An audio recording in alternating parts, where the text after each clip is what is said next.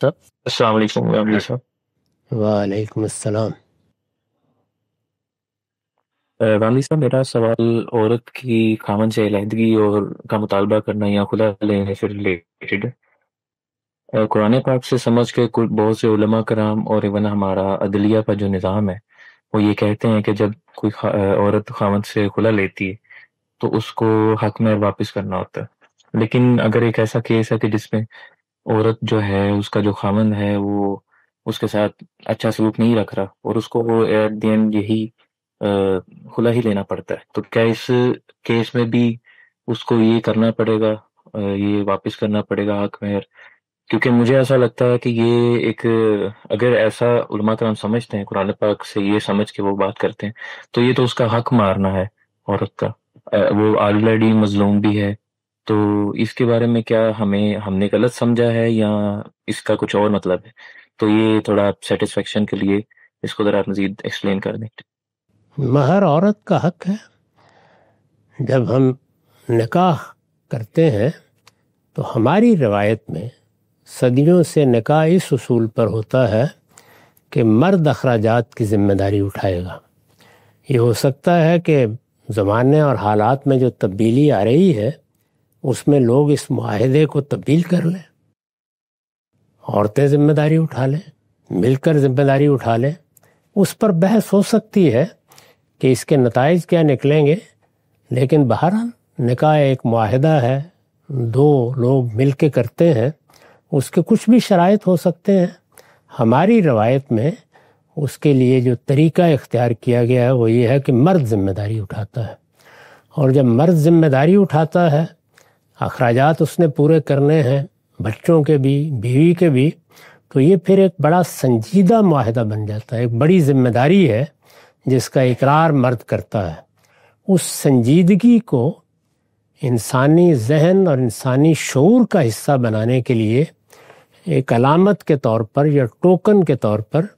مہر مقرر کیا جاتا ہے، وہ پہلے ہی مرحلے میں دے دیا جاتا ہے۔ وہ اس بات کا سنجیدہ اعلان ہوتا ہے کہ میں نے یہ ذمہ داری اٹھا لی ہے، یعنی اب میں جب تک زندہ ہوں، جب تک یہ رشتہ قائم ہے، اخراجات پورے کروں گا، میں کما کر لاؤں گا۔ عورت سے کمانے کا مطالبہ نہیں کیا جائے گا، وہ اپنے شوق سے کچھ کرنا چاہتی ہے کرے، کمانا چاہتی ہے کمائے، وہ جو کمائے گی وہ بھی اسی کا ہے۔ ہمارے ہاں اس میں مرد کا کوئی حصہ نہیں ہوتا، لیکن مرد کا مال عورت کے لیے نہ صرف یہ کہ جائز ہے، بلکہ مرد کی ذمہ داری ہے کہ وہ اس پر مال خرچ کرے اور فراخ دلی کے ساتھ خرچ کرے اور اچھی معاشرت کے جذبے کے ساتھ خرچ کرے۔ تو یہ مہر ہے، اس کے واپس لینے کا تو کوئی سوال ہی نہیں ہے۔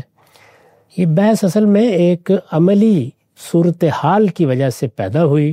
اور پھر اس کے بعد ہمارے فقہا جس طرح سے اس کو تعمیم میں ڈال دیتے ہیں، قانون میں بالعموم ایسا ہوتا ہے، وہ ڈل گئی ہے۔ ذرا تھوڑی دیر کے لیے تصور کیجئے کہ کسی شخص نے کافی بھاری رقم دے کر مہر کے طور پر کوئی 2-4 لاکھ ڈالر دیے ہیں، ہاتھ پر رکھ دیے ہیں، نکاح کر لیا۔ بیوی صاحبہ نے کوئی 3 دن بعد مطالبہ کر دیا کہ میں تو نہیں رہنا چاہتی، تو ظاہر ہے کہ یہ اگر ایک مقدمہ بن گیا ہے تو عقل کہتی ہے، انصاف یہ کہتا ہے کہ یہ رقم واپس کر دینی چاہیے۔ تو نوعیت کا فرق ہوتا ہے، اس کے لحاظ سے انصاف کے فیصلے کرنے چاہیے۔ یہ کوئی قاعدہ کلیہ نہیں ہے۔ بعض موقع ایسے ہوتے ہیں، چنانچہ اس کی ایک مثال خود رسالت مآب کے زمانے میں ہے کہ ایک خاتون نے، جس کو اس کے میاں نے ایک پورا باغ دے دیا تھا، یعنی ایک باغ اس کو مہر میں ادا کر دیا تھا، اور کافی بڑا باغ تھا، غیر معمولی نوعیت کا۔ اس نے آ کے کہا کہ میں الگ ہونا چاہتی ہوں، اور زیادہ عرصہ نہیں ہوا تھا، اور یہ بھی کہہ دیا کہ کوئی شکایت نہیں ہے، بہت بھلا آدمی ہے، میرے ساتھ بڑا اچھا 2-4 روز مہینہ 2 مہینے گزارے ہیں، بڑا اچھا سلوک کیا ہے، مجھے پسند نہیں۔ اور جب رسول اللہ صلی اللہ علیہ وسلم نے کچھ توجہ دلائی کہ بیوی کو خدا کا خوف کرو، تو انہوں نے کہا کہ مجھے بھی دیکھ لیں، اس کو بھی دیکھ لیں، مجھے تو اندیشہ ہے کہ اگر میں اس کے ہاں رہی تو یعنی ایسی ابا ہے میرے دل میں، اس کو دیکھ کے پیدا ہوتی ہے کہ میں کسی کفر میں مبتلا ہو جاؤں گی، تو میں الگ ہونا چاہتی ہوں۔ حضور نے فرمایا اچھی بات ہے، لیکن پھر وہ باغ واپس کرو۔ تو یہ ہے اصل میں وہ بات، ایک موقع کی، محل کی، کس طرح ہوا معاملہ،